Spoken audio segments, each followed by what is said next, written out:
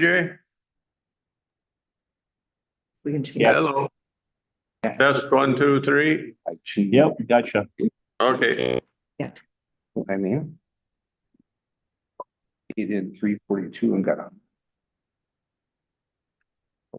Given enough reserves, we could raise the stop loss. I don't know how you play that game, but there's room to save there. Insurance. Yeah. Yeah. The insurance. A gamble.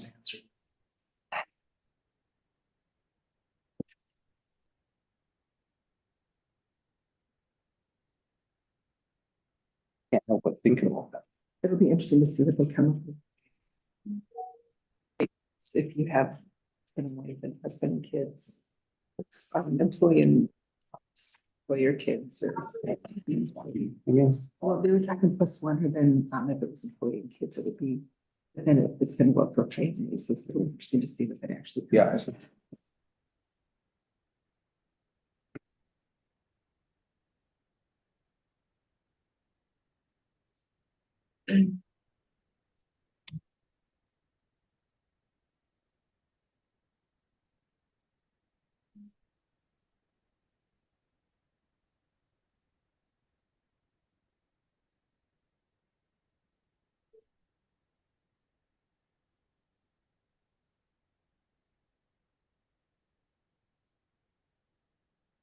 All right, it is 10 o'clock. We will call the meeting to order.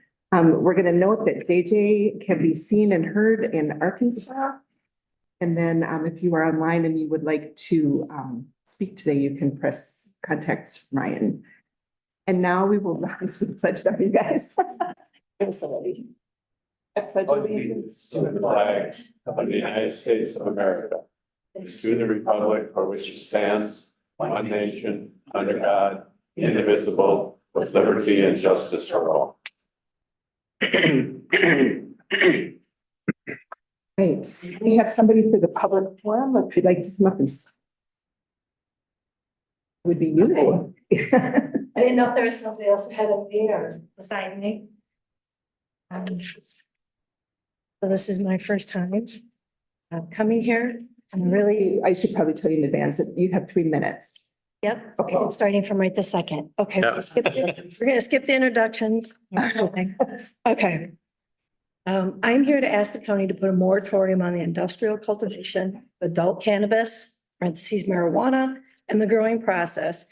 This is the commercial growers for more than 8 plants. This does not affect hemp or tribal lands. The interim director for the OCM, which is the Office of Cannabis Management, gave an interview with the Star and Tribune paper on April 13th in 2024. The OCM wants to release temporary licenses to grow by July 1st, bypassing our legislation. The licenses were not to be ready until the early part of 2025. The legislation was to rule on these. And they are now bumping this up and they want to bypass it for one specific group. It's called the Social Equity Group. The Minnesota was to have 2 lotteries. One was for what they call the Social Equity Group and one is for the general public. As they call it, the acronym is SE, and that's what I will continue with. The SE applicants did not win in their designated category. They could be placed in the general lottery and have a second chance. By their own rules off of their website, this is what they consider the applicants for social equity. People who were convicted of processing or selling cannabis, family members of somebody convicted of processing or selling cannabis, service disabled veterans, current or former members of the National Guard or any military veteran, current or former members of the National Guard, who lost honorable status due to an offense involving or possessing the sale of cannabis. A resident for at least 5 years of a neighborhood that experienced a disproportionately amount of cannabis enforcement, an emerging farmer, residents of at least 5 years of a census tract county with high poverty rates. This is verbatim off of their website under their description. This is the order that they have designated as a priority. These are the people with the first opportunity to get a license, criminals who had no regards to the law at the time that they committed the offenses. The OCM wants to temporarily give out licenses to this group only. This is not a general lottery, and we have no checks and balances. The OCM has put everyone on notice that they plan on not following the rules and send out temporary licenses as they see fit to specific demographics. This can happen at any time, even prior to July 1st, before any rulings are written through our legislation. This is an office that we have to trust that they will keep our residents safe, but yet there's no rules and regulations. The applicants will have a criminal background check, yet they already know they have a criminal background. No employees who work for these operations will have a criminal background check.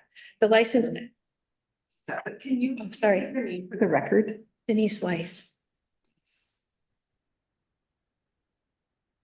Thank you. Thank you. How do you spell that?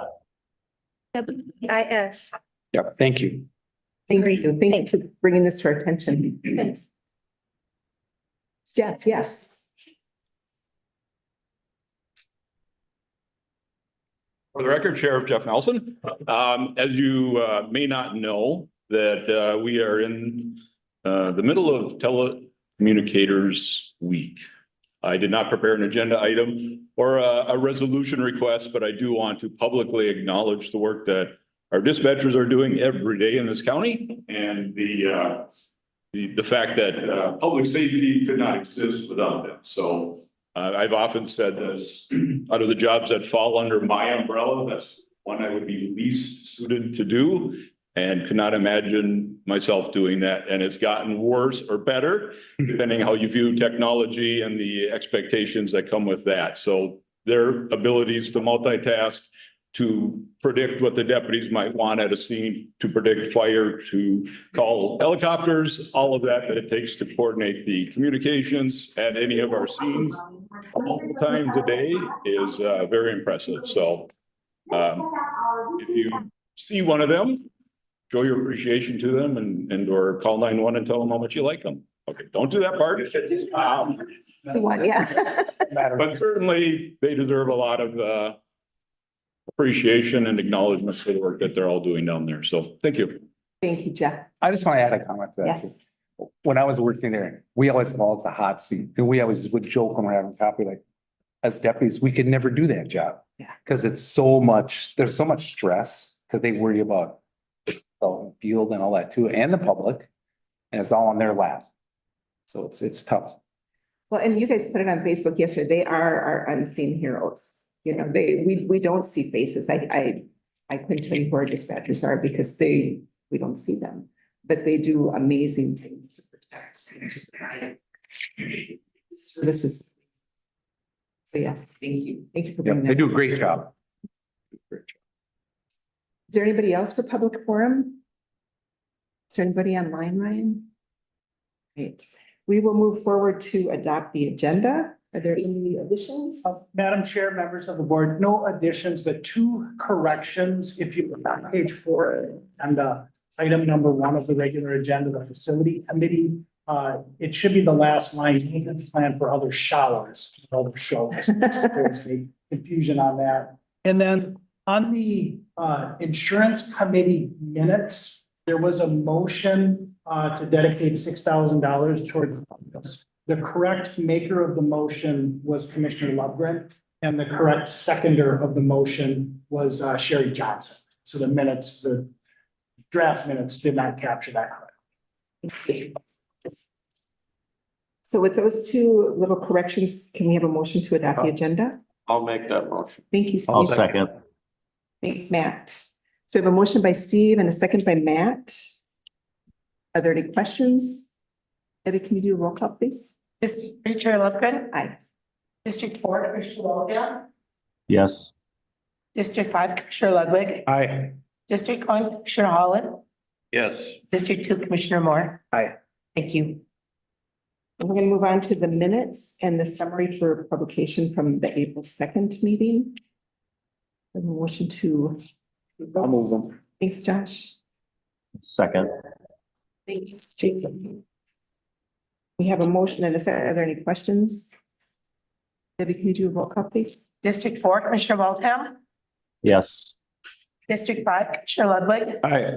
District 1, Commissioner Holland. Yes. District 2, Commissioner Moore. Aye. District 3, Chair Lugren. Aye. Then we have the minutes of the boards, the committees and correspondence. We have the Pine County zoning minutes. I'll move it. Yeah, I'll second. thank you, Josh. We have a first and a second. Are there any questions on those minutes? Debbie, can you do a roll call, please? District 5, Commissioner Ludwig. Aye. District 1, Commissioner Holland. Yes. District 2, Commissioner Moore. Aye. District 3, Chair Lugren. Aye. District 4, Commissioner Waltham. Yes. Thank you. I'm gonna move on to the consent items. Are there any questions on any of the consent items? We have a motion. Move that, Madam Chair. Thanks, Matt. I'll second. Thank you, Steve. We have a motion and a second. Again, are there any questions on the consent agenda? Debbie, can you do a roll call, please? District 1, Commissioner Holland. Yes. District 2, Commissioner Moore. Aye. District 3, Chair Lugren. Aye. District 4, Commissioner Waltham. Yes. District 5, Commissioner Ludwig. Aye. Thank you. Okay, moving on to the regular agenda, we have the facility committee report. Is there somebody that'd like to talk about that? Yeah, Matt, can you handle that, please? Go ahead, JJ. Oh, Matt wasn't there, so I was there. Let me see. Oh, that's right. Yeah, Matt was absent. Yeah, I get it. Here, I got my note. Yeah, Matt was absent, so Steve filled in. Steve was remote. I met with the guys in the room right down in Pine City. Let me see here.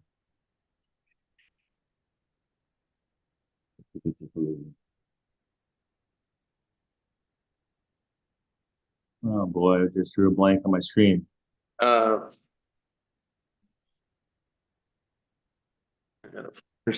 you were talking about seeing the leaking shower in the jail? The showers in the jail needed to be redone, so we moved to go ahead with that project that start with one and we'll move forward with that.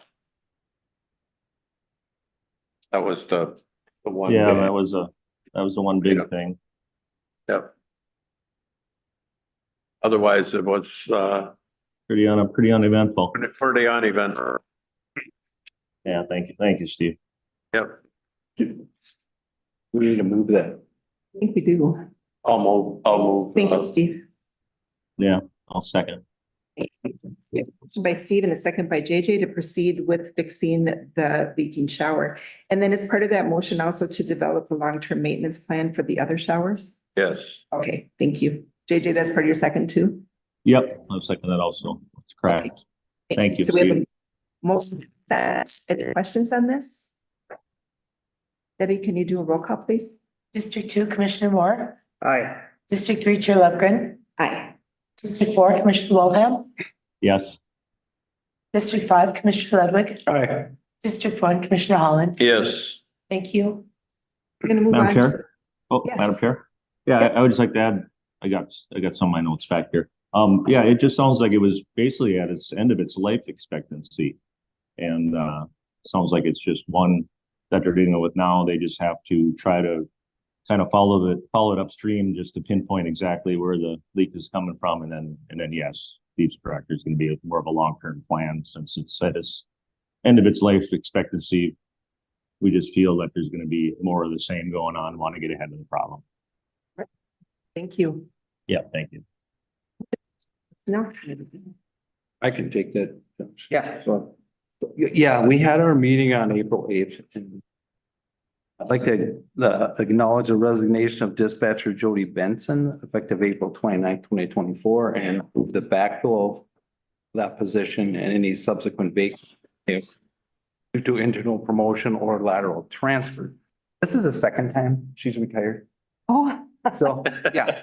So it's like it's not going to get the normal recognition, that we would do because she retired and she's been here a long time. And she just came back to help when there was a shortage and she hung in there as long as she could. Oh, that was really nice. Yes. So, and then We were, had a discussion, Jackie talked about the UKG program, or it's Formerly Chrono. it's a formerly Kronos computer program and the benefits of the module, and they're really doing a lot of work and has a lot of capabilities so that like when they're doing the open enrollment, it just saves all the data. And that makes it so much faster. So just to make changes and things like that. And if some people stay the same, it's easy to stay the same and that kind of thing. So all that stuff's coming online.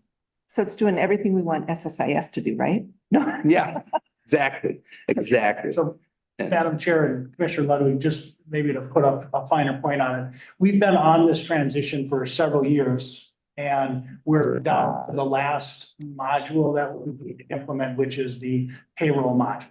And so we are planning to have that live as of January 1st, 2025. And so in 2024, there'll be additional testing and transition planning. And most everyone in the county now is using UKG for their time. It just, we still have a separate payroll program that's actually doing the back end work. So wasn't the sheriff's department having a hard time with getting that onto Chronos? Was that kind of one of the last? Jackie is online and she can answer that question better. Thanks, Jackie. Good morning, Madam Commissioner, members of the board, Jackie Coivisto, HR Manager.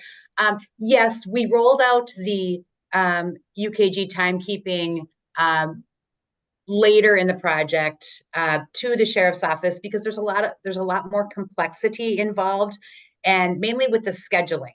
Because, you know, of course, we have coverage 24 hours a day, and there's nighttime overtime, there's shift differentials, there's many complexities. So maybe we save the best for last, right?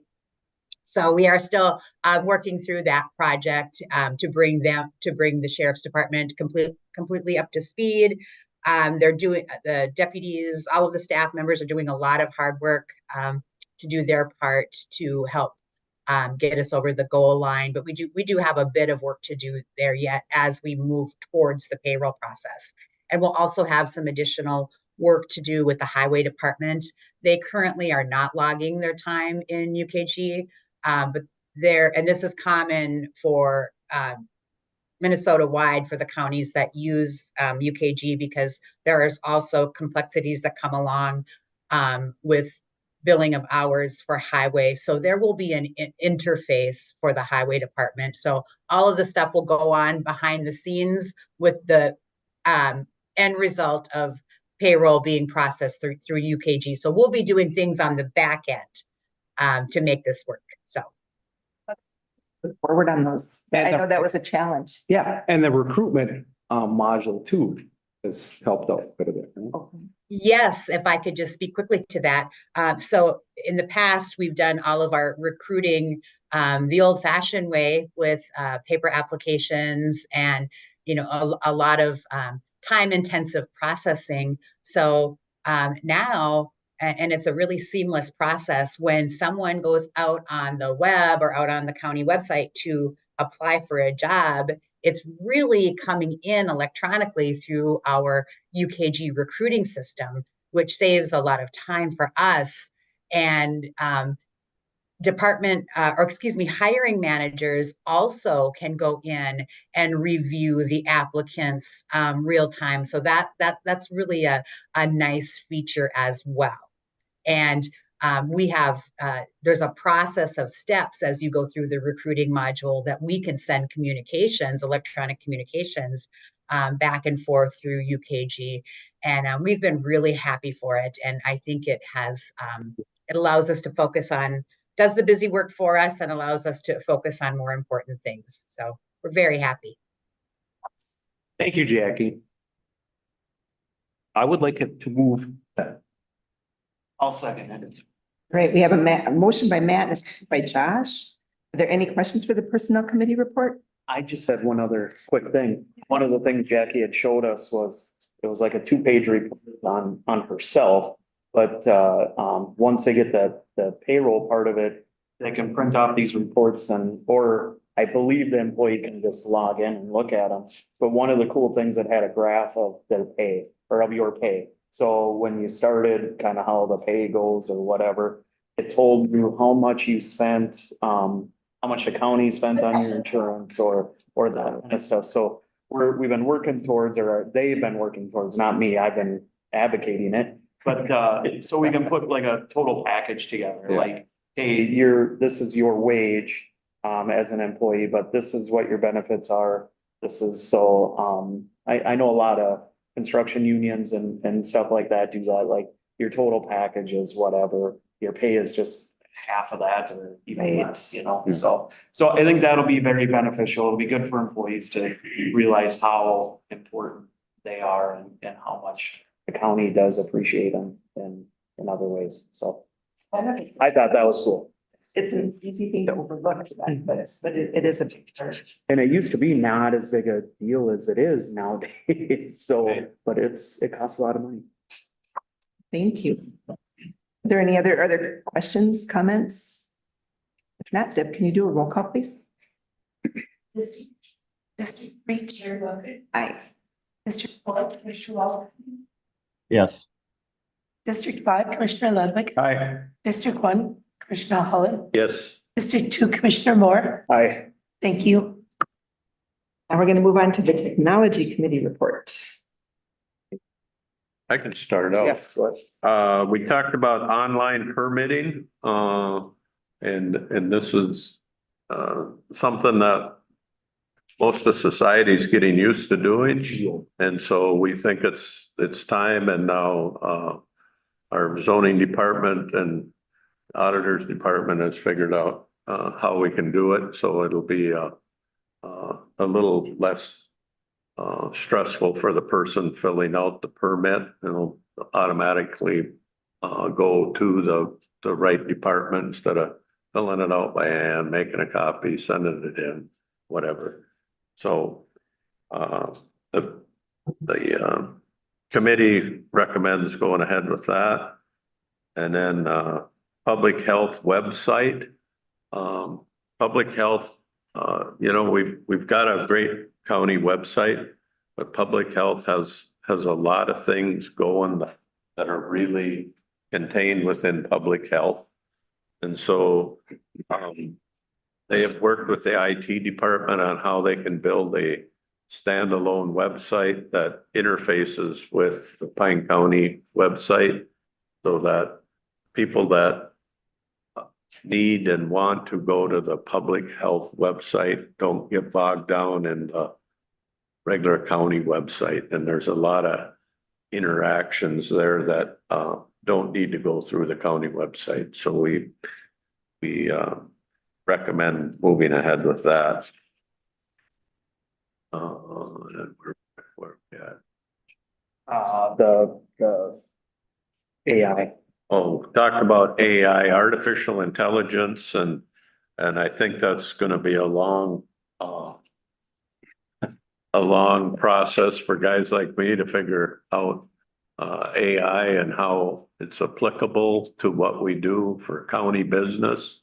I think the number one thing is we have to make sure that all the employees understand that we're not saying we don't want people to use AI, but we have to put some guardrails up because there's, we have a lot of people that deal with a lot of data that's sensitive, and we don't want somebody to write something and it gets in the AI system and it's about one of the clients they're working on with. So it's different than us just sitting down and saying, I want to have one of these chat bots help me write an article for the paper. It's a lot. I don't even begin to understand what AI can do for us, but it's here. We're probably using it every day and don't realize it, but we'll keep working on it, and our IT folks will help us write a policy that puts the guardrails up for the people, for all of us that this is what we can do, this is what we can't do.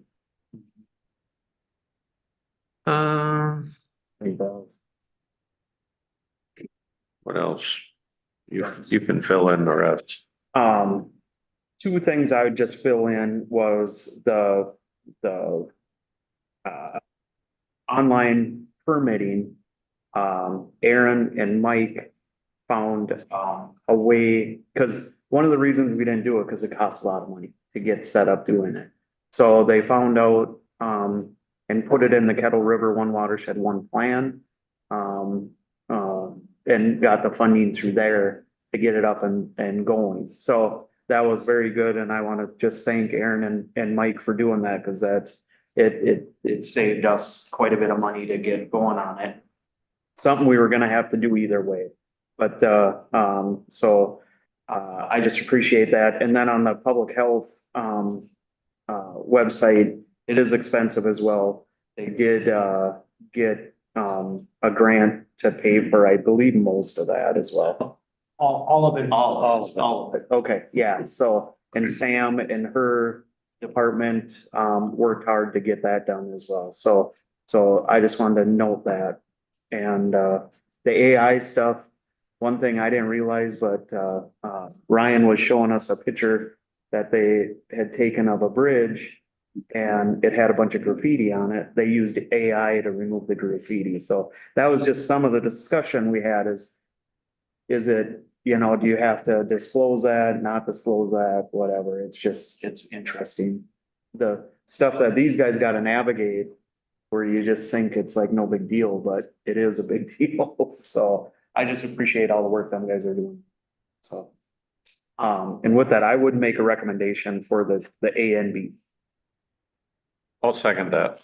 All right, we have a motion by Josh and a second by Steve. Are there any questions about the technology committee? Report. Please. District 4, Commissioner Walden. Yes. District 5, Commissioner Ludwig. Aye. District 1, Commissioner Holland. Yes. District 2, Commissioner Moore. Aye. District 3, Chair Lufgren. But just on the AI, I was gonna do it during my state CMJTS report, but on May 17th, there is an AI class that's gonna be done. So if anybody's interested in that, let me know and I'll make sure that I get you the information so that you can sign up and attend it. It's gonna be via Zoom, so you can do it in the office, but it's gonna answer some of those questions. And one of the guys was talking, he's works at one of the colleges and they had gotten an application for a job that they had there. And he goes, it was so good that I think they did it with the AI. And then you wonder, can they really do the job? Or are they gonna, do everything via AI? Or, it's like that toss up. So yeah, there's a lot of different thoughts out there on that. It's interesting. We'll move on to health insurance. Health insurance, the big thing is that we had discussion, we have $12,899.91 in our wellness fund through health insurance. And last year we spent $4,706.34 on the wellness fair. And they came and asked us for $6,000 that could be spent on that again. And we had conversation about what else we could use that money for. But in reality, when we signed up with United Healthcare, we had resources before. So we had wellness money that we could use on that. So United Healthcare gave us that money to be used for wellness purposes. So we did vote to give the $6,000 to go forward with the wellness fair. And then part of the money that's going to come from that will be grants and money that will be provided through public health also. So that was carried through and we'll get a motion on that in a bit. We can go out to market life insurance. I'm not real sure if we're going to, but that's something that we can do right now. And the other thing that we could do is Blue Cross Blue Shield. Our time is up with them, but everybody that we talk to, our employees are happy with Blue Cross Blue Shield. So I don't know. I don't think we're gonna go out to bid on that one. No. I think we'll just see where we can go with that. We do have more money in reserves. We had hoped to have 1 million and we are over 1 million with the understanding that we put $300,000 of our COVID money into that fund. So that's how we're over 1 million. But then they said that what we should do is that instead of thinking that we need to have $1 million in the reserves, we should have between 4 to 6 months in reserves. So working on that and I think we need to keep going with our reserves. We can't stop moving forward with that. And then, yeah, we're looking at having a meeting in July so that we can start working on our budget in August and know where things are at that time. But we're looking good. Our health insurance is being used less than we had hoped. And so, we're doing well with that, Steve. Just a couple comments. One is I like the idea of having so many months of reserve instead of so much money because costs change. Right. That gives us a little better cushion. My question is, health fair, is that what you're calling it? That is for all employees? All employees, yes. Insured and not insured? Right, it's for everybody. Okay, You can bring your spouses, you can bring your kids. There's something there pretty much for everything. And the thing that I really like about the way that they did it is they went to the employees and said, what do you want to see? You know, so it's not, okay, sit down, we're going to check your blood pressure because not everybody wants to have their blood pressure checked. But it's what do you want to have? So they had some really cool things out there last year. It's going to be fun to see what they do. So I can't make a motion. I will make that. Thank you. Thanks, Matt. I'll second it. Thanks, Steve. We have a motion to accept the health insurance report and then as part of that to allocate the $6,000 to public health. For Yes. the health fair. Yes. Okay, thank you. Second by Steve. Are there any questions? I have a question, Madam Chair, if I can. EJ? Yeah, where again did the $6,000 come from? I'm just want to We have clarify. a wellness fund in our insurance that Okay. came from United Healthcare. When we went to United Healthcare to be self-insured, they gave us some money to put in to be used for wellness. Okay, gotcha. Thank you. You're welcome. Deb, can you do a roll call, please? Yes. District 5, Commissioner Ludwig. Aye. District 1, Commissioner Holland. Yes. District 2, Commissioner Moore. Aye. District 3, Chair Lövgren. Aye. District 4, Commissioner Waldau. Yes. Thank you. Gonna move on to auto home placements by Terry Fawcett. Good morning, Madam Chair. Board, Terry Fawcett, Pine County Probation. Here, Morning. morning, here to talk about the annual probation out of home placement budget.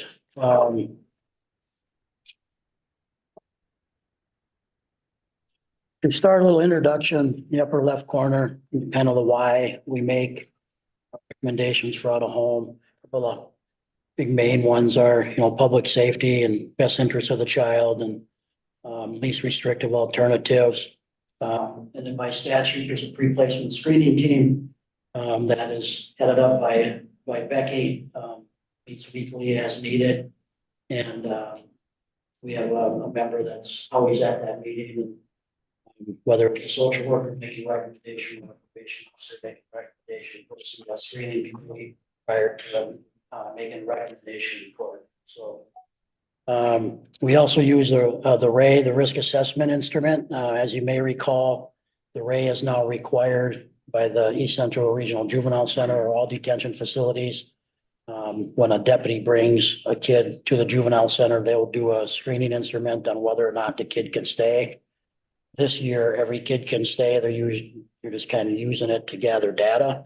So there hasn't been any alarms that we've had to set off with deputies taking a trip down to Anoka to maybe be denied entrance with a kid. But we've had one in our department for several years. And that's done at time of first appearance between the assistant county attorney and probation and then the courts on whether or not the kid should go back to detention or be released from court. So placement reduction strategies in the upper right. Those are all different things that we use to try to keep a kid from being placed. A lot of them have been going on for a long time. Our C5 restorative justice program. This is what we do. Our partnership with Juvenile Detention Alternatives Initiative, they were at our office yesterday, laying out a report that they've done on our collaboration within the county. And then our crossover youth work, we need to improve in that area. We know that JDAI will help out with some strategies, and Reese and I, as part of our strategic planning within the county, are continuing to look for the grant that should come out for crossover youth development model, as well as more some restorative justice funding. So we're always looking for better ways of doing things and things that are community based. So this last year, our budget, we were over budgeted by $73,000. And we got some money back from parents at $27,000. And then we have the budget busters. So we count those as kids that cost the county $20,000 or more. I think this year there were 7 of them. But I think what you'll find here as we go through this report is a few kids cost a lot of money. Most are kids we don't keep in detention or placement very long. Some, as you see here, for a long time, 365 days. That was a sex crime. So those are very difficult cases. They take a long time, and if the kid doesn't complete somewhere, they get sent someplace else and cost a lot of money. I think the common denominator in all those cases, though, which is why the crossover youth development model would be helpful in the county, so we're working collectively between probation and child protection, is every one of those kids in that budget buster were kids that were involved in both the probation side and the child protection side. So truly a team approach. Whether that would have made a difference in some of these cases, time will tell, but $341,000 of the budget was on 7 kids.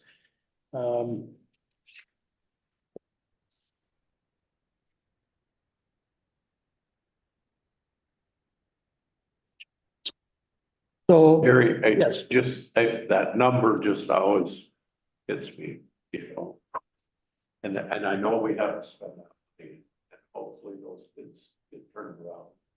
Or it's gonna cost us way more than $120,000 for the rest of their life.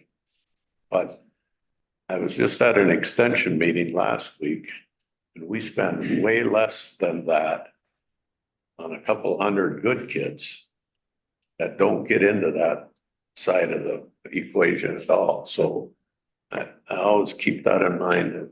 Yeah, I think the other thing to look at, and I think we have some statistics coming up here. The front end work and the front end cost savings that you don't get to see.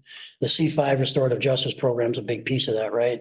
Reese and his department allowing kids to be diverted, where if they go through the program successfully, they never enter the criminal justice system formally. Our data, and I was just telling David this morning, Reese and I get contacted no less than probably twice a month from jurisdictions from around the country that want to learn more about what we're doing in Little Pine County. And it's always good to me because I always forget about the good that we do sometimes, because when you're in it, it doesn't always feel so good, right? But it's been a model. I think to tie in what you're saying, Commissioner, the top placements that we've used here in the county have been the juvenile center, their secure detention, the 70-90 program, and outpatient treatment, as well as a non-secure program at Anoka. So if you remember, I know Commissioner Lovgren was recently down there, campus-wide, they have 100 different beds, not just what we contract for.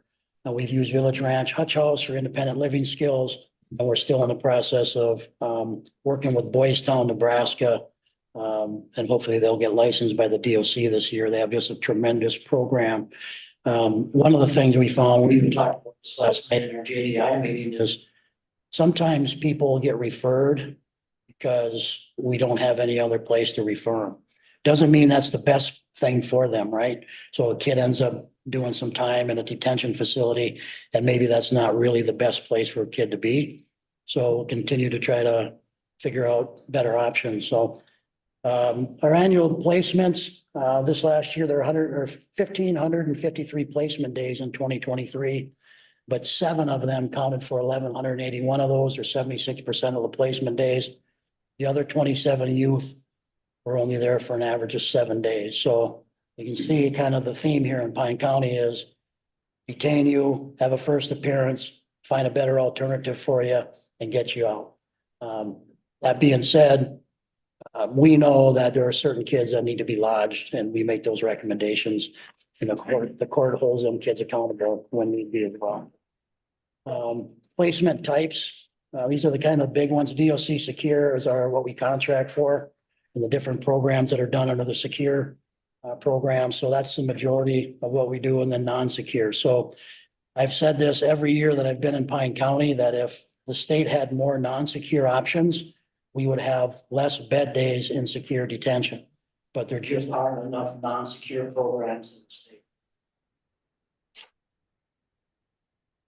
Placement expenditures, so we went up again from 2022, again, due to those budget busters, but from $378 to $442,000 this last year in probation expenses.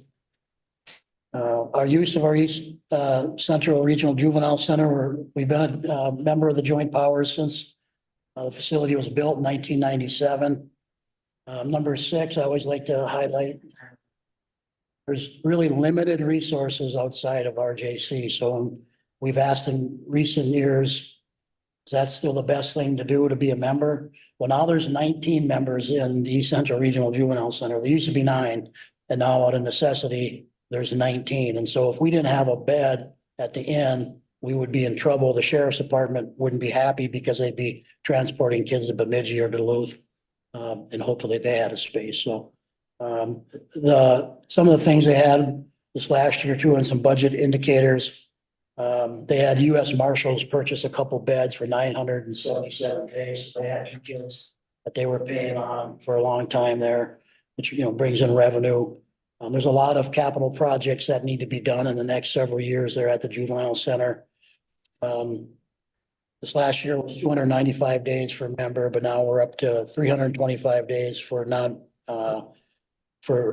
for a member, and it'll be 395 for non-member going over. So we overutilized 149 days. I think the report that came out a week or so ago, we're right around that number right here, but behavior is unpredictable. So you make the best decision you can.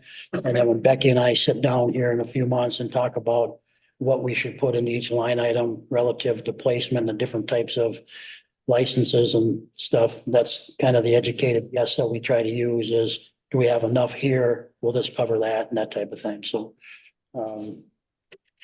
that's not always an easy task. Our bed days, the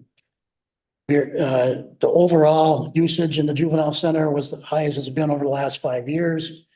74% utilized by those 7 Irish youth who committed serious level offenses, failed out of less than restricted programs. And then we utilize it for outpatient CD treatment. So yes, you get charged. Yes, that's an out of home, or yes, that's a placement out of home. But to me, that's a really good placement out of home when you're working on their chemical dependency. Some community-based alternatives. We've used electronic monitoring for a long time here in Pine. This last year, we had 15 kids on GPS for 601 days. And so that cost $8,213 to do that. But when you equate that to how much it would cost for a placement day, that's a savings of $169,000 by putting a kid on a monitor. Sometimes kids on monitors aren't exactly easy, or sometimes kids are a little bit more impulsive, but when it does work, it's obviously a great alternative. Our Yeti Youth Early Truancy Intervention Program, that title and program was created by Devin from my office. That's what you get when you go to get your. That's a good one. I like your master's degree from the University of Cincinnati. With the success on 40 referrals, and 20 youth attended, and 18 of the 20 haven't subsequently be referred to for truancy probation. This is a big deal and big kind of hot topic right now. Our truancy court has been a model, in part because the judge goes to the school, the county attorney's office goes to the school, all the players go to the school or the reservation, and they have a hearing. But it's very labor intensive. It takes attorneys and judges out of, the courthouse, and they're getting tired. And so I just sat down with Devin the other day and Devin continues to come up with some great ideas and we mentioned one to Sydney the other day is maybe the next step is if we pull them back, which they've done now. They used to go there for all the hearings. Now, if a kid doesn't show or violates one time, then they do their subsequent hearings in the courthouse and only do them in the school if the kid's on task. But we're thinking about using some of our RJ principles and maybe doing circles with habitual truants. So we all kind of get them active audience together in more of a circle process. So stay tuned. I told Devin, I just think about it up here, his job to put all this stuff together. So, but our truancy numbers are probably at an all-time high this year. I think we're still trying to figure out what that number is. You know, and it's not a lack of trying. It's still trying to get kids to believe that being in school personally is a much better option than the way it was during COVID. And so it's been a heck of a task for educators to hold kids accountable to that. So community alternative budget, we still have a small budget where we can provide incentives for kids.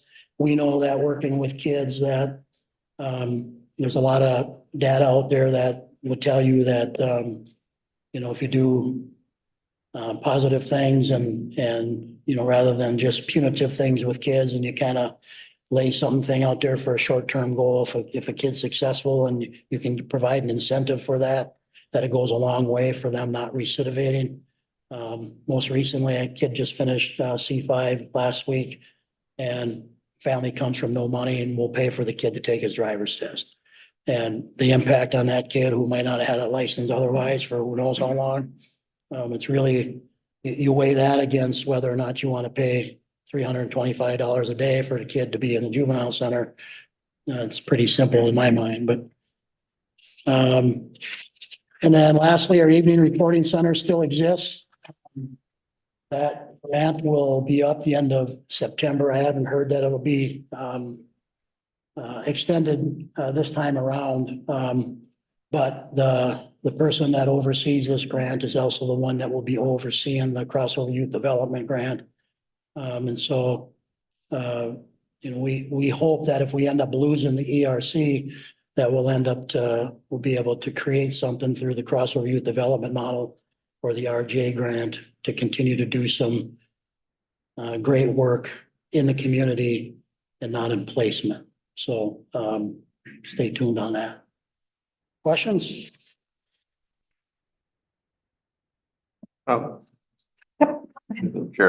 Jerry, you know, going back to the non-secure facility, I think you're talking about places that seem to work. And so what, did they not fund them well enough? Is that why they fell off? Or is that the number one reason? We just didn't think they were working enough to pay enough or what? Well, it's an interesting question. You know, I was part of this youth intervention task force that the legislature came with this year. This is one of the things, right? What do we do to keep more kids in the community and not in placement? And I was part of a subcommittee that looked at other states on how they do things. The number one, the best states have models where they call them communities of care. Where, for example, if you had 4 regions in Minnesota, you'd have 4 different communities of care, where each community would have non-secure programming and that type of thing. And it's going to cost a lot of money. And that was kind of my feedback was I'll be long retired by the time you get 4 communities of care in the state of Minnesota. And it truly has to come down from the legislature, your initial funding. But yeah, there's never, in my career, there's never been enough non-secure programming. And some of the good programs in the state that had regular placement like Woodland Hills, that also had non-secure options, have closed. And then so Thistledew Camp, you know, was another one. We had really good programs in the state that didn't survive for multitude of reasons. Some of them really simply political. And so, you yeah, not good options. My brother's a businessman that deals with, housing for homeless and veterans. And I said to him 10 years ago, if you want to make a lot of money, you'd go into non-secure for juveniles. My brother was an administrator at Woodland Hills for 27 years. And because it's such a need, if you didn't, you know, Village Ranch is really Village Ranch and then the non-secure down at East Central Regional Juvenile Center. Really only a couple that I know of. We use a couple other one-offs that are like, if we have a girl that we know that's been trafficked, those different programs, Heartland Girls Ranch and places we can use. But other than that, there's just not enough of them. Nice job. Yeah, I always appreciate this. Interesting. Go ahead, Josh. Well, as the commissioner district that lost, I guess I'm gonna have to buy supper because I had 3/5 of the budget busters, or 3/7 of my district anyways, but no, I really appreciate it. What you guys in your office are doing and Reese and stuff. It's really, I used to be the type that was like, hey, if someone commits a crime, put them in jail, but these kids talking to Matt and stuff like that, and it's like they just go down that path. And the amount of time you guys are working with them and trying to keep them out of that Oh, yeah. is really beneficial. And You can keep them from labeling on that first offense. It's hard to measure, but you guys are done so well. Reason you. Well, it takes a village, right? I mean, Yeah. Commissioner Moore, before the meeting, had a meeting, and one of the superintendents was in this meeting yesterday. And we're talking about a case that we're working in restorative justice. And they said, first thing that I told the kid was, I should expel you. I could expel you right now. And she said, but what good would it do? Right? And, but if you had people thinking the other way, that kid would be just as involved. And he's a good kid that made a really poor choice, right? And so, you know, you'd have to have a county attorney who's willing to risk things politically for the good of juveniles. And you gotta have, we're thankful that Sherry Johnson, who's from this county, has worked with juveniles her entire career and absolutely loves it. And, you know, but it's, yeah, to your point, Commissioner, we had, when I started as a supervisor for Airhead Regional Corrections, maybe 4 years ago or something, they had, this would be common where you'd have a probation officer mad at a kid, lock them up on Friday, and then release them because we have forms where you don't need a judge. You can release them in X amount of hours and you can just do it yourself. So this way they wouldn't get any calls over the weekend. I mean, if you think about it as a young PO, that's a brilliant move, right? I'll lock you up Friday, I'll let you out Monday morning, I won't get bothered all weekend. There's zero evidence behind any of that it does anything for a kid except harm. And so juvenile center, even that we use in Anoka, has short-term programs like that. Juvenile center in Duluth was called the Kitchen Program. You go there and you cut food for the weekend and let you out on Monday. I've never seen any evidence that the kitchen program for 48 hours in a kid's life made them into some phenomenal citizen. Same thing down in Anoka. Even though they have it, doesn't mean we need to refer a kid there. Now, if it's a safety issue for the kid or somebody in the family, sometimes we have to put them there for a couple of days. But I just had this conversation with my juvenile agents the other day is, you know, this isn't us. We're not going back to, you know, the mid-90s here about how we deal with kids. So we're not going to use that as our tool, that because we're struggling, right? This is where us have to figure out more community-based options rather than 2 days down at the juvenile center. We've had a little over 50 foster children in our home, and the majority of them were there for truancy. So you think of how much the counties used to pay for truancy to have out-of-home placements versus what you guys are doing now. And just that Yeti program, I'm so proud of Devin for coming up with that and just moving forward with that and doing everything he's doing. But what you guys are doing is amazing. And you think of how much we're saving on that note, you know, because they used to be out of home all the time. And because Jerry's coming and doing these people. I was at the JDA meeting yesterday, and to have Katrina and Curtis talking about Pine County and what they do.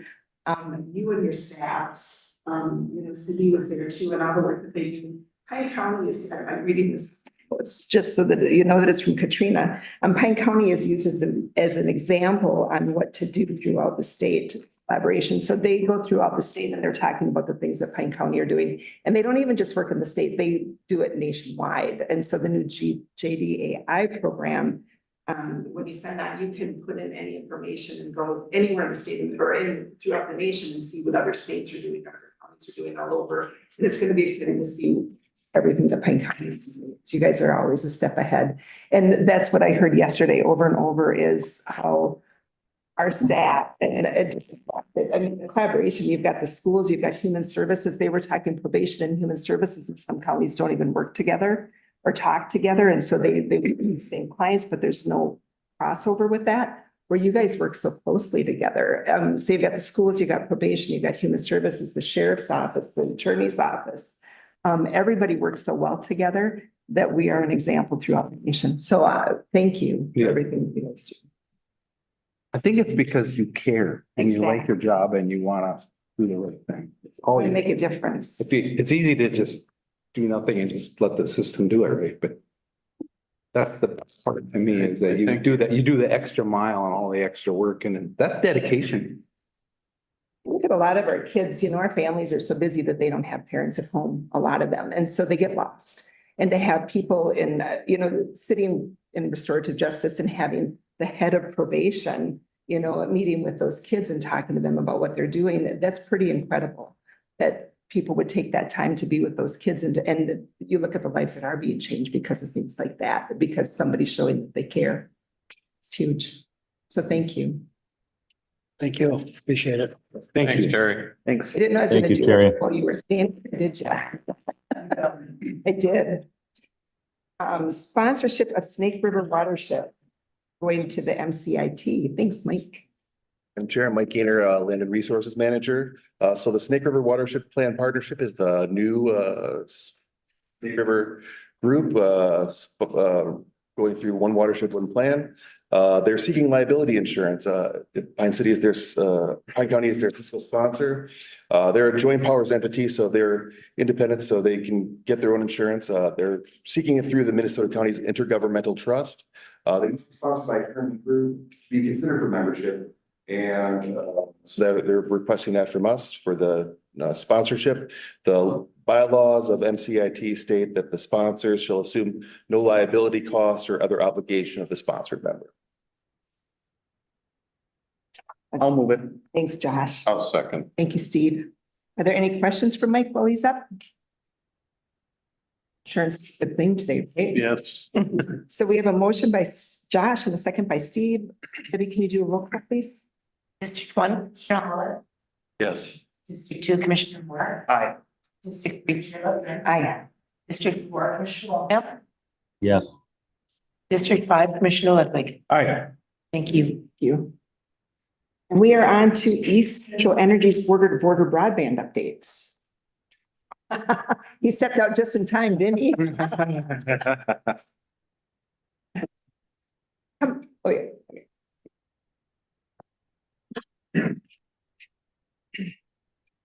We didn't talk enough. Sorry. Hey, good morning. My name is Dennis Rice. I'm the broadband manager for East Central Electric. I'm here in support of our R10 border-to-border grant application and provide an update on our construction success year to date. So as of right now, across all the areas that EC is built in, we've placed roughly 1,000 miles of fiber. We've established our core network, which will support internet access, resiliency, redundancy for our entire footprint. So EC's mission is to ensure, aside from the electrical, to ensure quality, resilient internet access for all of our members, regardless of who they're getting it from. So we're starting with grant applications serving the unserved and underserved areas in which we serve. As of today, we've won 7 grants total, just around $32 million since the project kicked off. Strong support from Pine County has gone a long way to help us win the grants that we have and are going to be applying for. We have about 600 members actually active surfing the internet right now. This month, specifically yesterday and May are going to be big milestones for us. Drop construction has officially resumed. And currently in Pine County right now, there are ITG as our general contractor. They are in Pine County doing home surveys to lay out the details for getting the fiber drops placed to Pine County's residents' homes. Installations of those fiber drops should start in about 3 to 4 weeks, with the expectation that by July-ish, depending on how construction kicks off here in the next month, those home installations would begin in the parts of Pine County that we're serving in July. So it's a great product. We're moving fast. We have I believe 10 crews in market right now doing drop construction. We've got roughly 16 crews doing mainline construction. And we have, aside from the 600 members that are actually surfing the internet, we've got about 2,500 members that have actually ordered products and services across our footprint that we're constructing in. And I guess more importantly, as a show of support from our members, we have around 16,000 EC members that have actually pre-registered as of now. So we're moving at a breakneck pace. Like I said, 1,000 miles of fiber completed so far, and that's since last May 8th. We're hoping to get another 1,200 miles of fiber constructed by the end of this year. So it's a 5-year project. You know, we understand that building fiber internet is one thing, but staffing up to support those members once they're active is EC holding up our end of the bargain and providing a high level of service like EC is known for to those people once they're online. So happy to say that we have 8 broadband staff right now from optical engineers, broadband techs, fiber maintenance techs, so that when there's a fiber cut or something needs to be repaired, we've got in-house talent.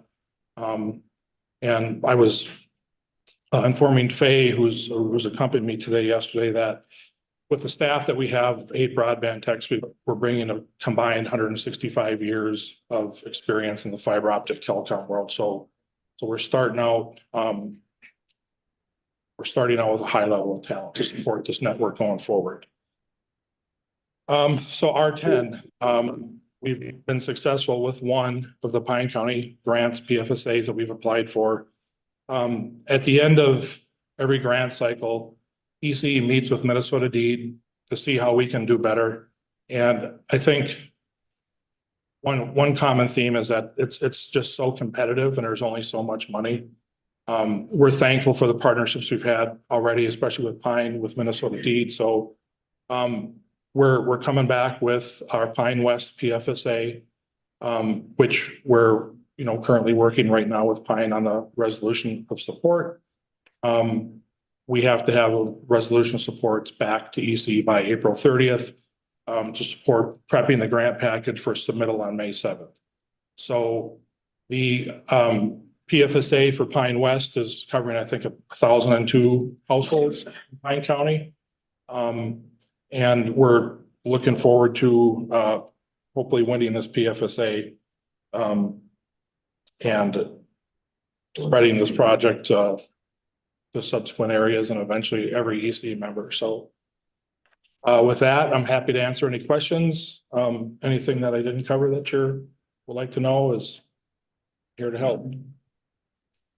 Go ahead. Well, I just want to thank you for your company for stepping up to the plate.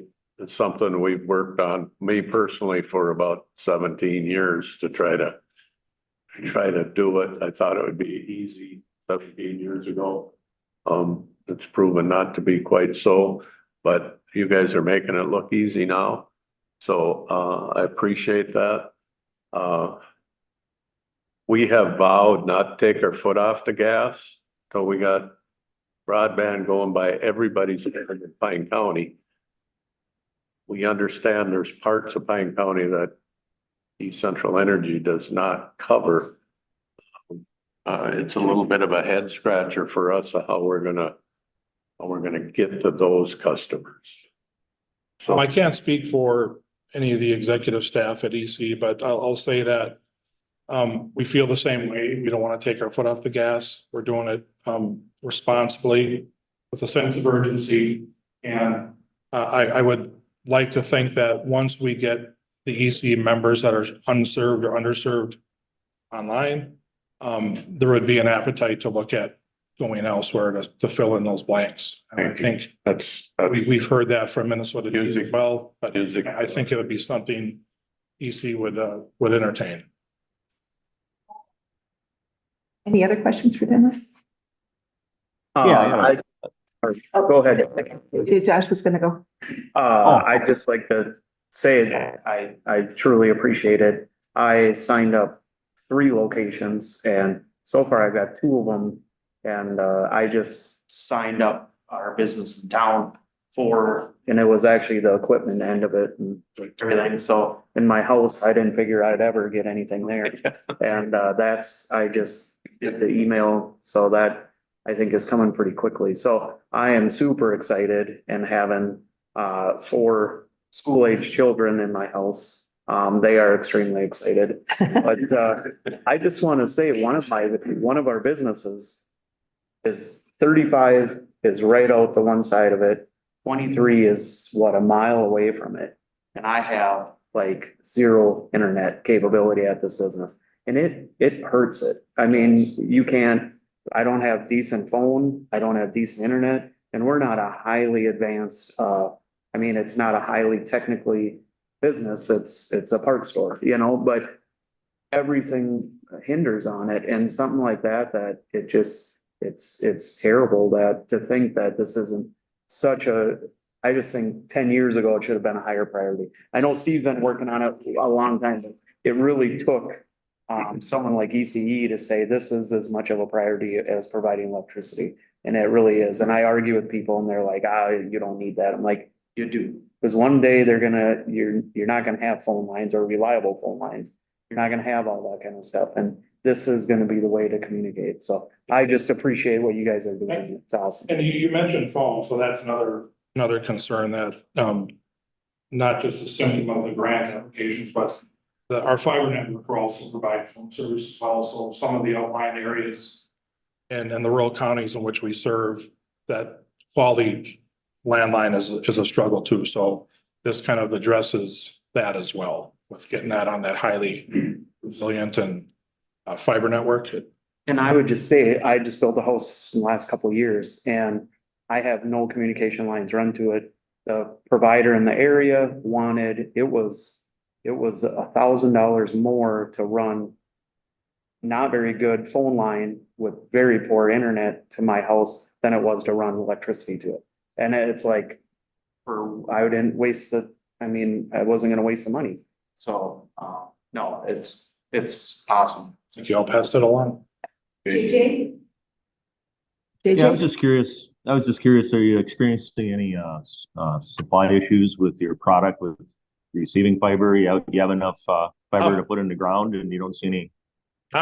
Sorry, JJ, last spring, there was a couple of the critical fiber switching equipment was 8 to 9 month lead time, and some of the other parts were high lead times, but we've got a very strong partner, NRTC's National Rural Telecom Cooperative, that's helping us with that. So we've been able to forecast through that. So we have enough materials to not. So that's a lot.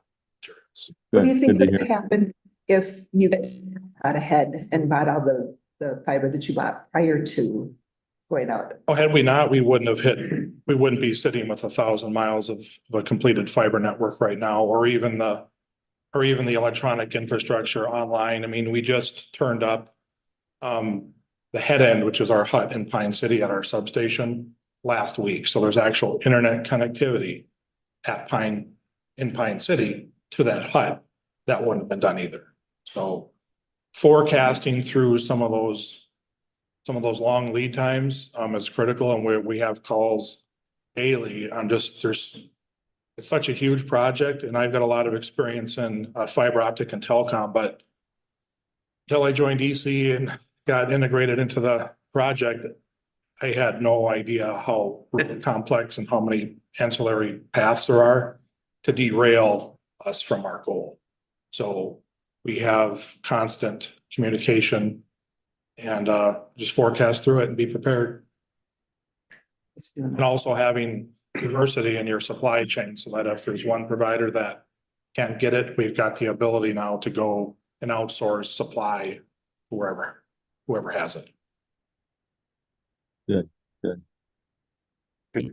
Go ahead, Steve. Yeah, could you make sure you leave, because some of us, have seen several of those notices of how to sign up, but we probably forgot.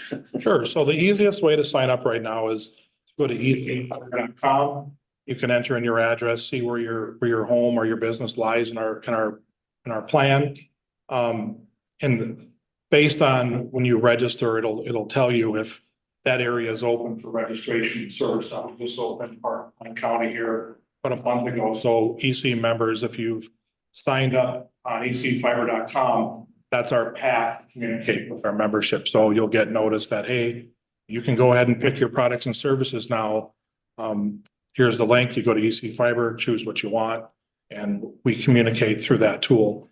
I'm not an expert on this, but from the electrical perspective, some members have Smart Hub, which is an app. I haven't seen it aside from a few PowerPoints, but you can soon be able to order those services or upgrade services through Smart Hub.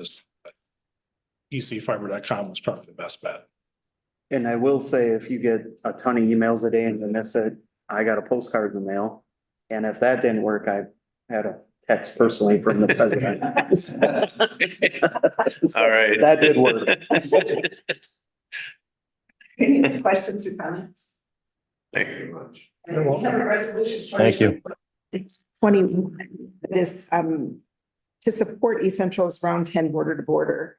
Can I make that? You most certainly may. Thank you, Steve. Second. Thanks, Josh. We have a motion by Steve, a second by Josh. Once again, are there any questions?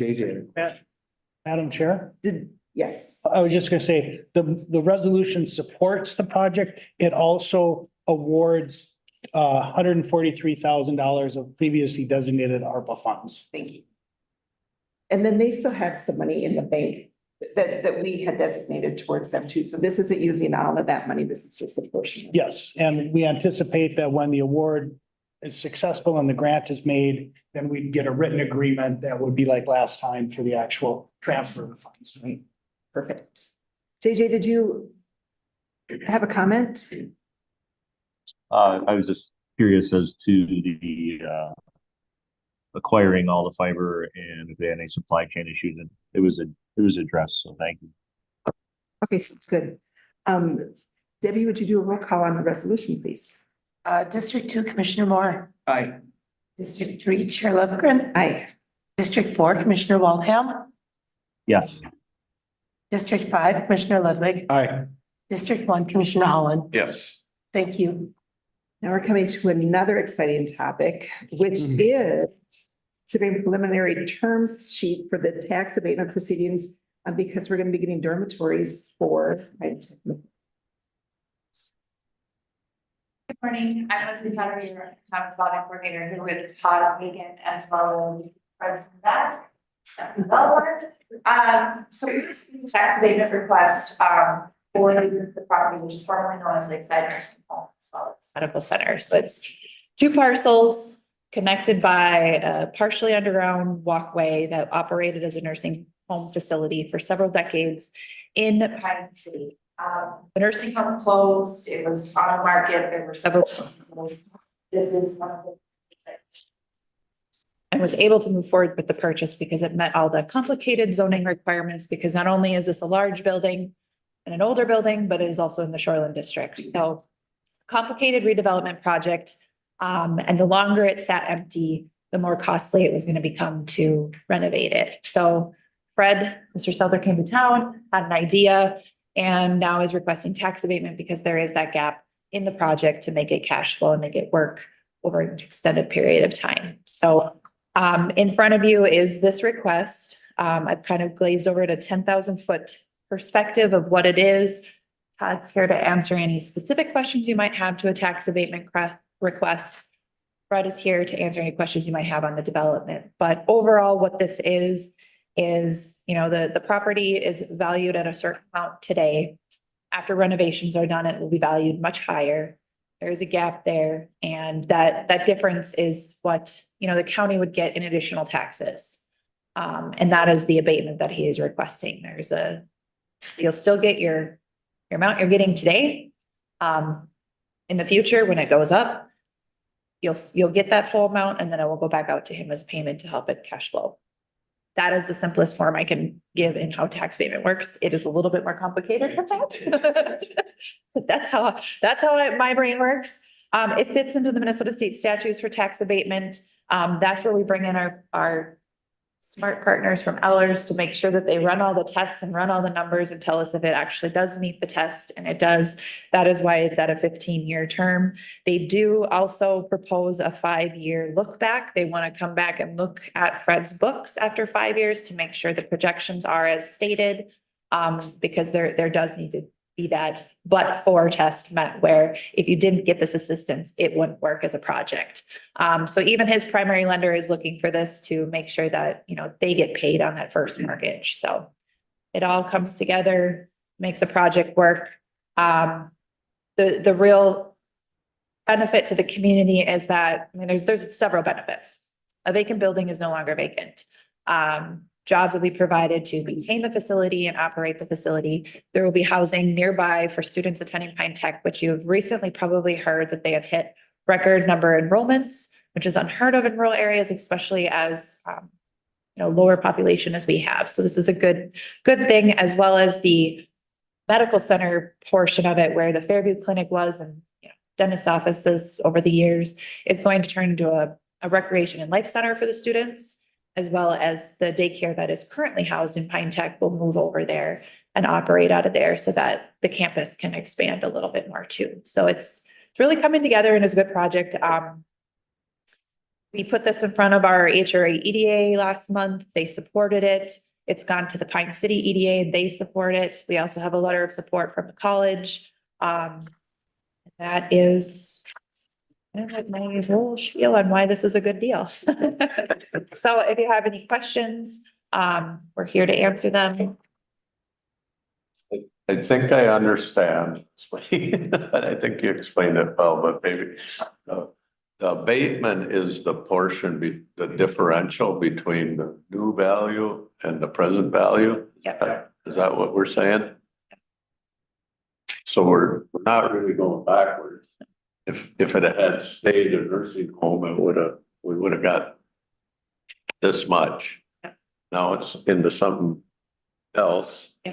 And we're anticipating the value is going to go up. And so the abatement is for that gap. Yes. Okay. I think it's also worth noting that in the years it was vacant, the value was declining as it's vacant. So eventually, if it would not have been redeveloped or occupied, you would have received. Right. Any other questions? Go ahead. Yeah, what's the, Leslie, what's the dollar amount of you abate the taxes coming in the county? What is that dollar amount? The dollar county abatement is $269,000 over 15 years. 18 a year. So that's 269,000 for, you said 15 years?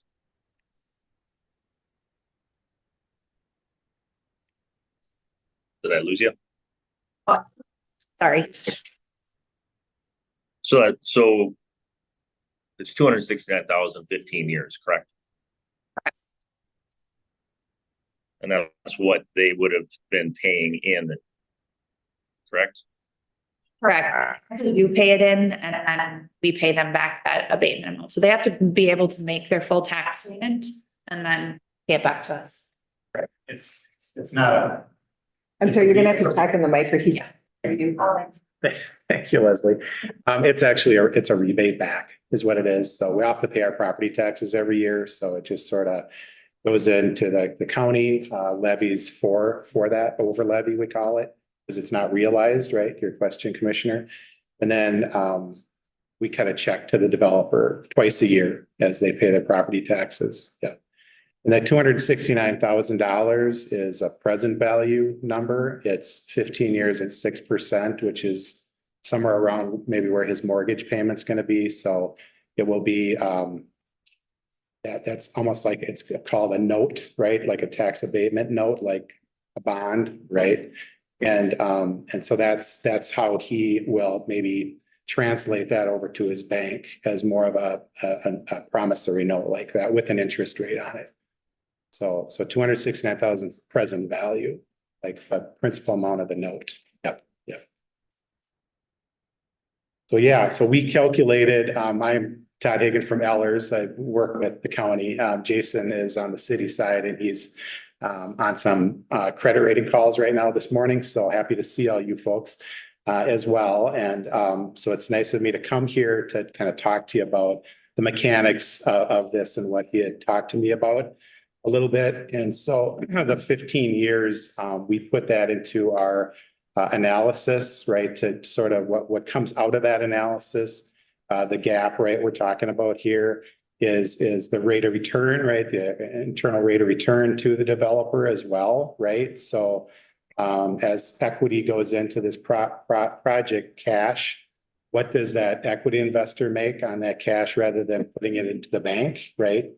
So I think Jason had said there's somewhere around 9% or so right now at 15 years. So that's kind of taking, yes, the 15 years is for cash flow and feasibility of the project, but then we also go one step farther and, make sure that that equity investor is not making too much of a rate of return on it, right? So these are all estimates right now at this point. The abatement will be, if approved, is approved on an estimate. And Leslie talks about the look back provision as well. After all the numbers are done and set and the project is complete, what did this actually look like, right? So we'll kind of claw back and take a look at the project costs again, the interest rate, right, on his mortgage and the internal rate of return, right, to the cash investor, and see if that's all real close to where we are right now.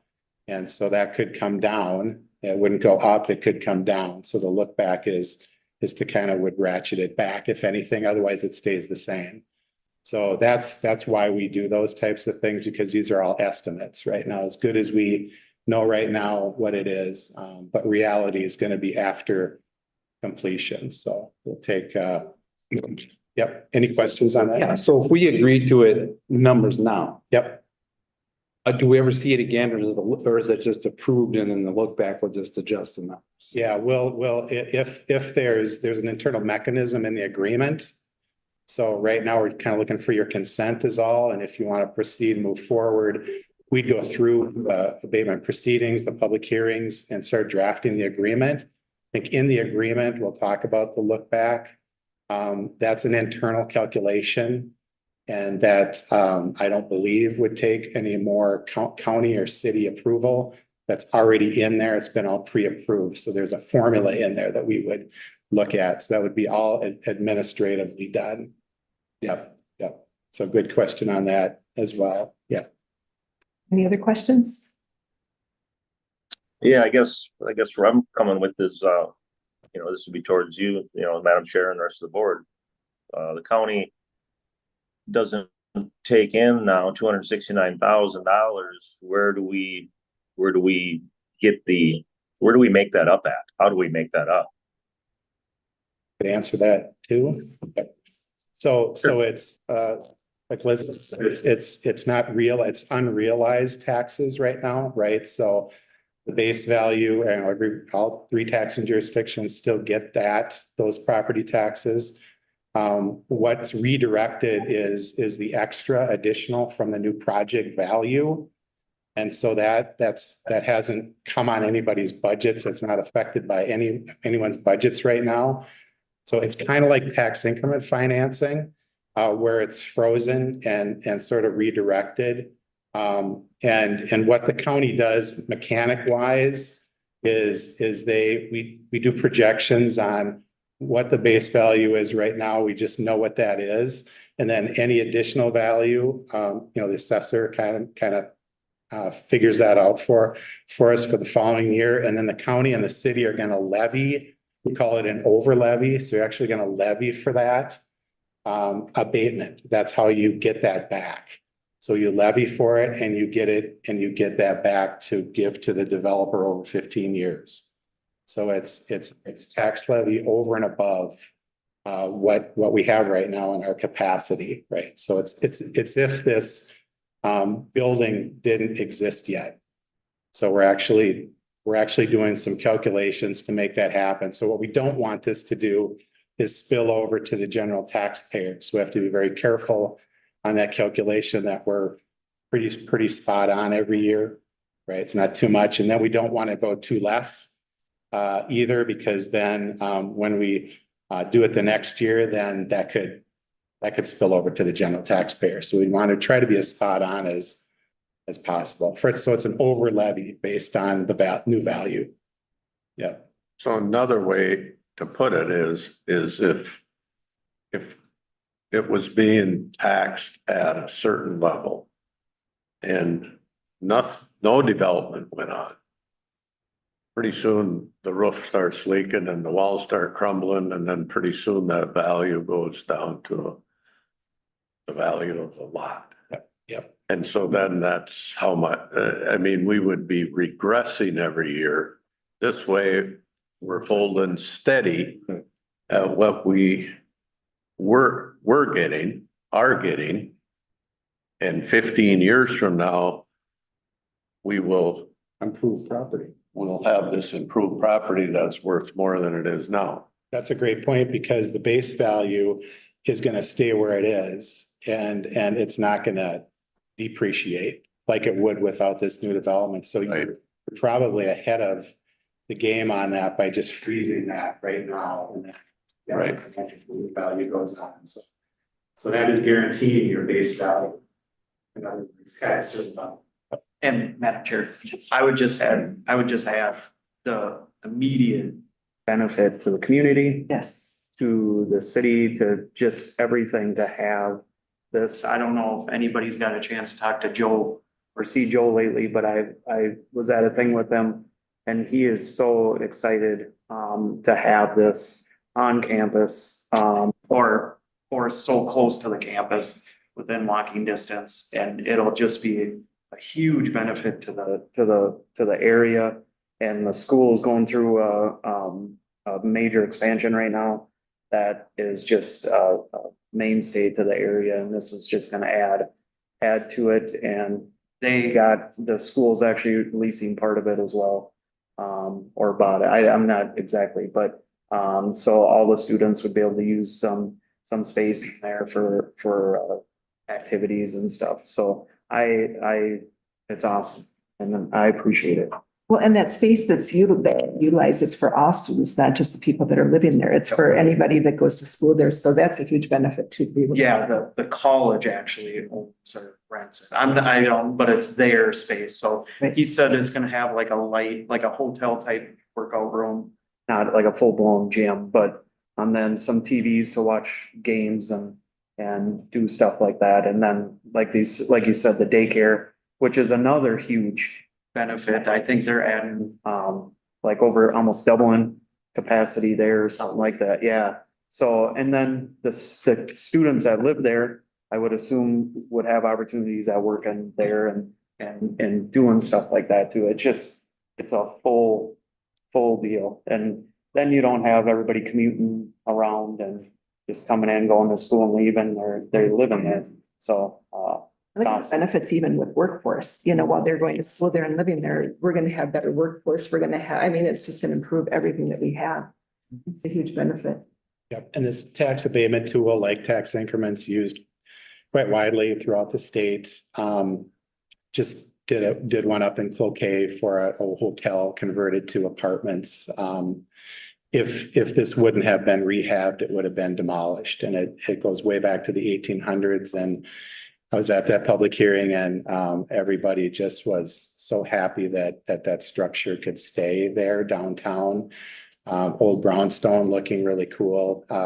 Really difficult though to rehab like that. So these internal rate of returns or these equity rate of returns vary from 9% to 10, down to 7 or whatever. It just depends what the risk is to the developer and how difficult it is to rehab or in some cases they demolish, and there's cost to that too. So each project is a little different. And so what we're seeing in the market too is the length and term of these types of projects for like apartments and things like that. So somewhere between 13 and 18 years or so. But now we're seeing, because of the cost of the projects and the interest rate has gone up, that even longer terms, depending on the risk, are actually recommended as well. So this falls right into the sweet spot, but where we see it at Ellers. So it's not an over ask, it's not under, it just seems to be kind of right there.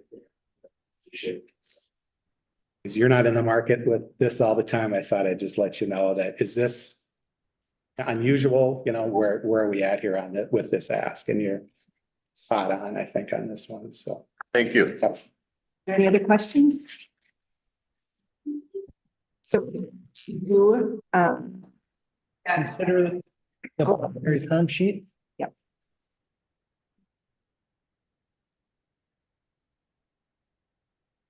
So if you're in agreement, you could make a motion to adopt it. do we have a motion to? Very true. I can move the, Thanks, Josh. I'll second it. Thank you, Steve. We have a motion by Josh. Once again, are there any questions?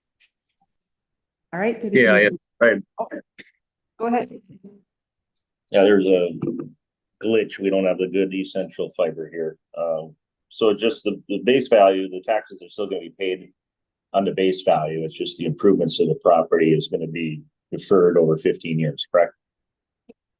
Yes. So we'll get the Just sum it up. tax dollars. Yes. Yeah, so they're gonna continue to pay something. Yes. Yes, gotcha. Okay, thank you. Debbie, can you do a roll call, please? District 3, Chair Lupgren. Aye. District 4, Commissioner Waldman. Yes. District 5, Commissioner Ludwig. Aye. District 1, Commissioner Holland. Yes. District 2, Commissioner Moore. aye. Thank you. We are on to commissioner updates. So we're at labor negotiations for IBEW. Thank you for bringing that forward. Labor negotiations. Sorry. Really, sorry. Go ahead, Matt, or you want, we met, we have another date scheduled. Okay, All as much as I can promise. okay. Sounds good. East Central Solid Waste Commission. Oh, gosh. Where do I start? In the whole process of this permit that we've been talking about for 2 years, that we knew we needed for 5 years, things were moving along, and then it kind of got like our feet stuck in cement. So because now there's some new people at PCA, and they were looking for, maybe we should do a 20 or 30-year projection, which is a whole bunch more work and a whole other thing. So our engineers and some smart people from PCA figured, maybe if you withdraw your application and just go with I think an extension of your present permit, that'll work until we can do this 20 or 30-year thing, which needs to be done anyway at some point. So that's the direction we're going. It looks like bids will be able to be let in mid-April, maybe May, so construction could start right away in June. Nice. So I think we're back on track, almost. That's good news. Library. We found that all of our computers are old and they do not go to Windows 11. And so we're looking at purchasing new computers for all of the libraries. So That's going to be an expense, and then they're gonna do the long-term thing like we've done here, where we know that we're gonna have to replace computers in such and such period of time. So that's the big thing that's going on with the library right now. Really budget for those over time? No, but they're going to start. And because they didn't realize that this was coming, it wasn't part of the last year's budget, so it'll be taken care of with this year's budget that will be starting on in June. Pine County, these statistics are pretty cool. We have 30,271 residents in Pine County. Out of that, we have 14,346 people that have library cards or library card holders. So 47.39% of the residents in Pine County are library card holders. We've had 38,259 visits to the library or libraries. And per program participations, we've had 3,770 people attend programs in Pine County. So we have actually very good library use, which was a fun program to hear about. So that's pretty much library. District Court Security Committee. We had our meeting on April 10th. And we haven't had one since 2019. So it's kind of kicking on. Well, the COVID thing got in there, and then the courts were happening online, and so things are just kind of. So Judge Stephan, the Honorable Judge Stephan is chairing it. Anyway, the discussion was about the duress buttons, which kind of ended up inactive. Is that right, Dave? Or there was discussion of what we can do there, bring things up, or if there's an emergency in the court. Discussion on cameras, where cameras should be, where they're not, things like that. So that's all. So we're just kind of getting rolling again. And we're going to start meeting quarterly. Just kind of keep things moving. And we're going to look back at the old study, the security study that was done, I think in 18 or 19, 2018 maybe. So look back at that. Then there was some discussion like right now, the secure levels when you come in the main thing with the courthouse, you go up the steps and that's where the metal detector is. But so we're really a wide open facility for something to happen. And do we make it a single point entry? And that's a discussion we have to have at the board, because you want people, it's a people's house, right? Right. But how do you make it comfortable for them to go through something like that? But also at the same time, they should maybe feel more comfortable because they can feel secure once they're inside there. So I don't know, we have that discussion. And I don't know what's gonna happen. We've discussed it before when I was on this committee. I know if you go to any government building in Stearns County, you're going through a metal detector. And it takes seconds because you're efficient. But once you're in there, you feel kind of good, But so anyway, that's something we need to probably think about as a board. That'll probably come, I don't know when it's coming back, because we'll have that discussion. And we don't know costs, but right now they have that metal detector up there. And how often you man it, we don't know that. Peak hours, what do you do? But we do know that the courthouse is a vulnerable spot. So. The employees have been talking about that for years. Yeah. It's a pretty vulnerable place to be. But you also want the people to feel comfortable. Right. Going out. Yeah. I know when I go through TSA to get on an airplane, I always feel a little bit better about getting on that airplane because they're checking. So yeah, I don't think we're gonna X-ray people. Yeah, no, but yeah. Anyway, so who knows where it's gonna end up? Interesting. So I have there. Soil and water.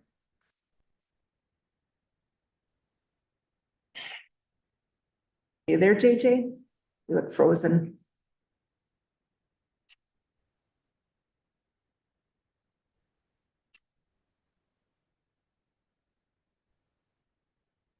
Gonna be me again, right? Yeah, it's gonna be the river. I'll just jump to. We had our one watershed, one plan meeting. We did not have a quorum.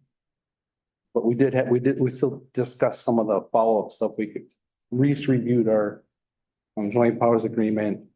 They worked on just we couldn't make any motions on anything or spend anything, and then it advised us on geo permitting, which we talked about today.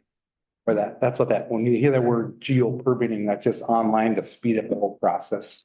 Instead of waiting for government, all that stuff. So it can just do your application online, pay your fee online, do everything online and get your permits. I don't know why we didn't do that 10 years ago, but. I don't either, but I got a burning permit a couple weeks ago.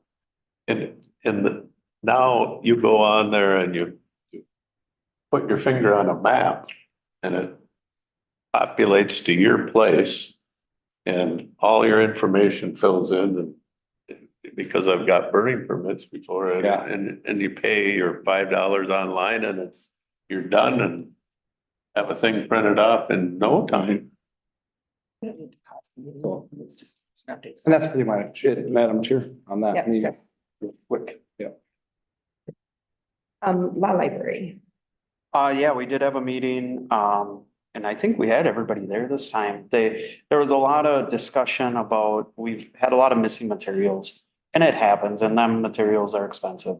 But we've had a lot of discussion about how much print materials we're going to continue to have there. Most, I believe everything is available online. Is that right, Reese? Yeah. So, and we pay the hefty subscription fees to have all that online. So maybe we don't need to have much left in print. So that's kind of an ongoing thing that we've been discussing. We're gonna reach out to see how much we have to have, maybe by statute or something like that. So, and then a couple of things we had discussed is maybe some better computers, maybe another one and a printer. So I know Bonnie was gonna maybe reach out to Ryan about some of that stuff and see what we had to invest. So if we had a better computer and printer, then they'd be able to do more online, so then we wouldn't have to buy the materials, correct? And it will now, it's getting a little dated, and then there's only one computer, so if you had two people or whatever, then, so maybe a couple of them. I don't know, I would urge anybody to go. We haven't had a meeting there in since COVID, but it's kind of cool. They got a lot of the old books and I know nothing about any of them. So I'm the one person that's on the committee that isn't an attorney, but other than Bonnie is our manager, but it's so they talk about all that stuff and it means nothing to me, but I'm there and it's a good group. We have a good time. So. JJ, Looks do you like- want to start? Yeah. Please? This thing has been staying live and connecting. Yeah. So, Got a bad connection now too.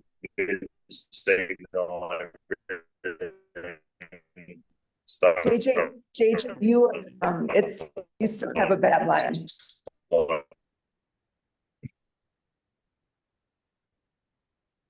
Okay, let's go to extension committee.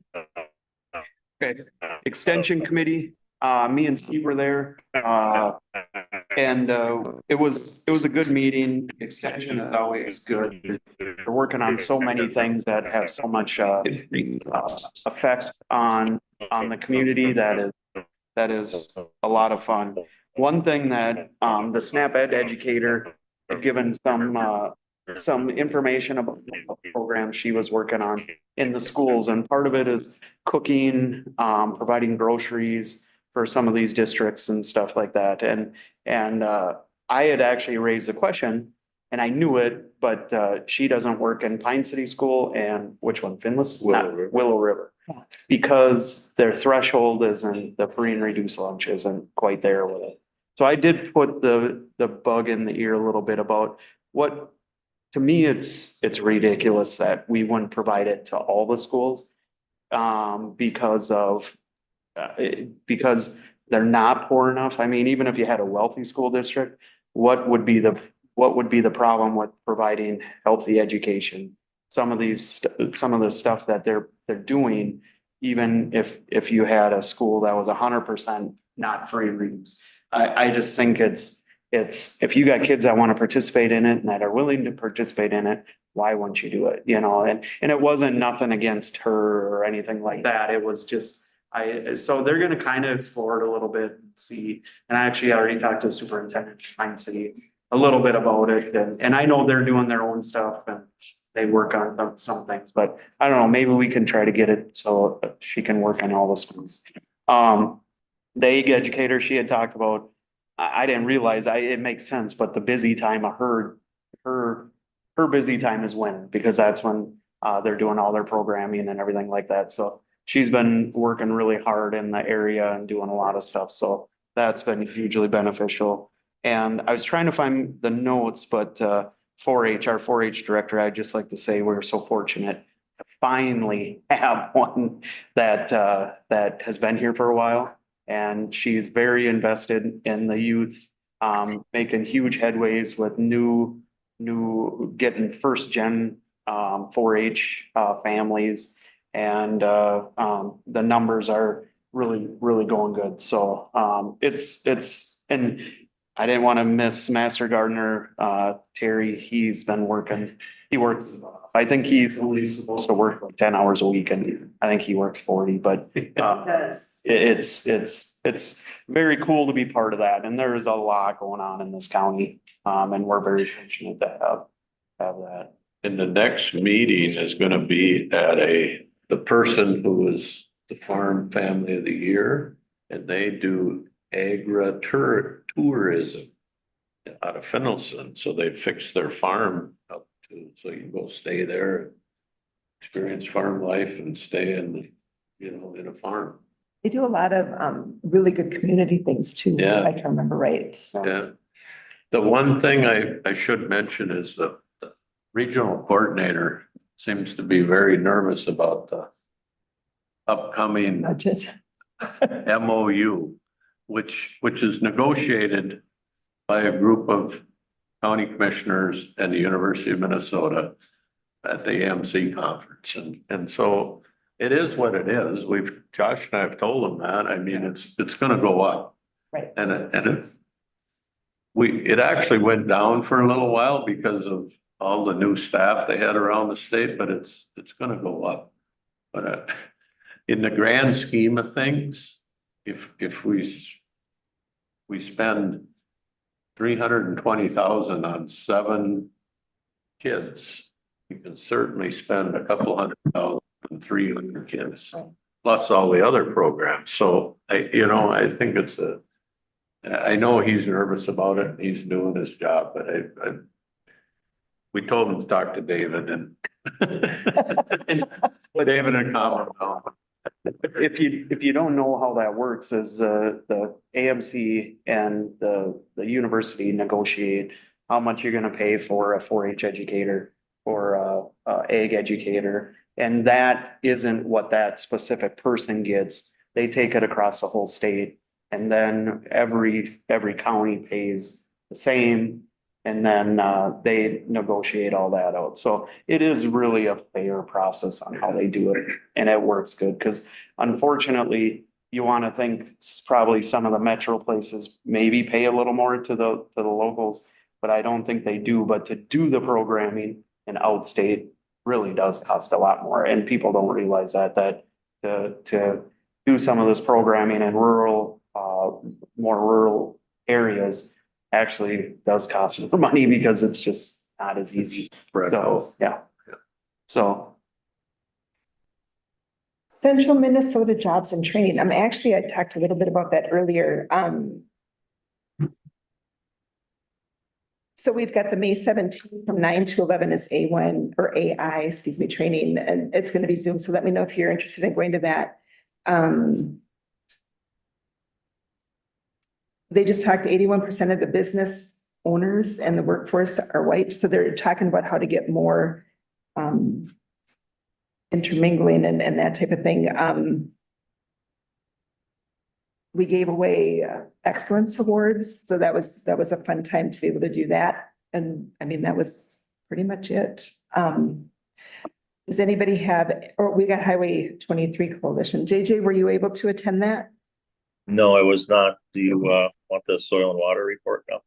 Oh, yep, we can get you through, yeah. Yeah, just a big thing to take away from that was Kelly Henry is going to be moving. So her last meeting is going to be in May. So they're going to have to follow their procedure, what they're going to do to replace her if they are on board. Tree sales are starting April 29th to May 4th. 87% of the stock's already sold. And our Soil and Water Conservation District is going to help assist Knavic for hiring their next manager. Paul Swanson is going to help with that hiring process. And I got a copy of the unapproved minutes if anybody wants to see everything else. Look, business as usual. Thank you. You're welcome. All right, so Highway 23, we missed it. Others, and do we have? Others, Northeast Transportation meeting was held last week.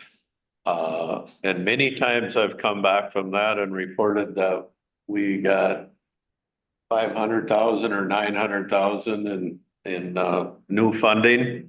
This time we actually lost about 60,000, but I'll tell you why. And because the demographics in the state are changing and more metro people or people in this state live in the metro than the outstate, the formula is changing. So starting in 2028, we're going to get a little less money. And some of that money has already, transportation is always looking ahead 5 years to 10 years, but 5 years stuff gets programmed in. So there's going to have to be a little takeaway. You couldn't promote that we're the fastest growing county in the. Yeah, yeah. And there's a multitude of reasons why they shouldn't be taking money away. But this is from the federal gas tax. This is on the federal side. So when the federal gas tax hasn't changed in 8 years, there's only so much money to go around. So if a bridge in some little town is already in the program and the bridge costs, they got to take away 250,000. So you know how much bridges cost $1 million in some little town of Orba or something is counting on 250,000 bucks, and you took that away from that project would never go on.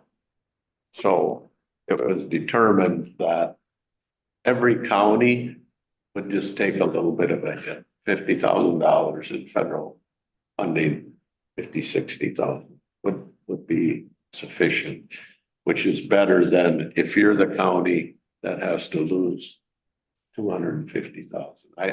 My heart sank because I thought, oh, for crying out loud, they're going to take back that 2.8 million that we're getting for the Highway 61 bridge, but that's not the case. So our stuff is too far in the program for a take back. So. Anybody else have any others? Okay, I have a couple others. So there's a tribal leadership committee that's meeting with tribal leaders in AMC, and there's I can't think of his name, but he's from Grand Portage, and he used to be a county commissioner. Oh, Bobby Shane. Yeah. So he has asked AMC to start getting the AMC and the tribal leaders back together again, because he just knows that there needs to be some work. So Becky and I were invited to go down to that meeting, and it was really good. We had, let's say 6 tribes represented, and then there were 3 counties, but then we had good AMC staff. And I'm just talking about getting to know each other and ask some of those questions that need to be asked and set the base on that. And then that will continue moving forward. So that was a really good, it was a good meeting. I'm glad that he did that. We had Sam from Black's Band came for that. So AMC Maskachek, and that's the work that's been happening with ICWA. And that actually is today going to legislature. They're going to the House and Senate, I want to say, this week. They wanted AMC to do a support letter, and it was decided that we really, it's a tribal issue. It's the tribal is the one that was working on that, and the counties and state were invited to be part of that so that we could have that conversation as to what's doable and what's not. But we did send a letter just showing appreciation that they invited us to that table and that we were able to give voice to that. The issues that we had, it sounds like were kind of taken out by the Guardian Ad Litem group. So we didn't have to worry about them so much. So that was a good thing. And then just demystifying continuous improvement. Listening to that, that was something that was put on by AMC as one of their extra classes. And they talk about setting your plans and then how to go about doing your plans. And I have to say, Pine County is doing really good with that. The strategic planning that we had and then working forward with that, we talk about what Reese and Terry and those guys are doing with the youth. Things that we're doing with our employees through human service or human resources. There's just a lot of things, the 5 whys. You know, I just think we're doing really well and we're moving it forward. So, which is always a good thing to have supported. Does anybody else have any others? All right, so hearing none, we've got upcoming meetings that are coming. If you have any other ones, I'll try to get them to Deb. And have a good day. We'll adjourn the meeting. JJ, did you have something you wanted to say? Yeah, facility meeting, next, David, right? I'll just, Yeah, transportation. If you can give me like 10 minutes, I'll have that Zoom link up and then we'll just meet in the conference room. David, yeah, okay. Could you, you want to text me and then I'll jump on for transportation when you guys are ready? Yep. All right. Thank you, sir.